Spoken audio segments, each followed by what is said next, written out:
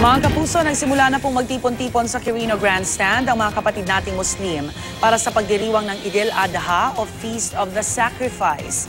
May live report si Von Aquino. Von. Yes, Rhea, madaling araw pa nga lang ng simula ng ating mga kapatid na Muslim ang kanilang pagdarasal para sa pagdiriwang ng Eid al-Adha ngayong araw. Dito sa tapat ng Quirino Grandstand, nagtipon-tipon ang lahat upang manalangin. Ang Eid al-Adha o ang Feast of Sacrifice ay itinuturing na ikalawang pinakamahalagang festival sa Muslim calendar. Hudyat din ito ng pagsisimula ng Hajj pilgrimage to Mecca na ginagawa taon-taon. Ito ay pinagdiriwang ng mga kapatid nating Muslim sa pamamagitan ng pagdarasal at pagtitipon-tipon.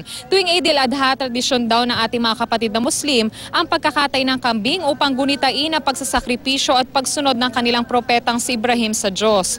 Ayon sa National President ng Philippine Muslim Students Association na siyang organizer ng event, ang kapayapaan, pagkakaisa at pagkakaunawaan ang mensahe ng Eid al-Adha.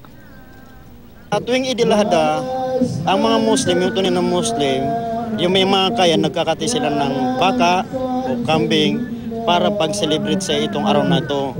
Tapos pagkatapos na itong dasal, kainan o magbisita, hindi mo matagal mo hindi napuntahan, bibisitahin mo.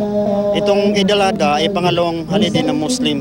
Una, yung Eid al-Fitr, pangalawa itong Eid al-Adha na siniselebrate na buong Muslim sa buong mundo.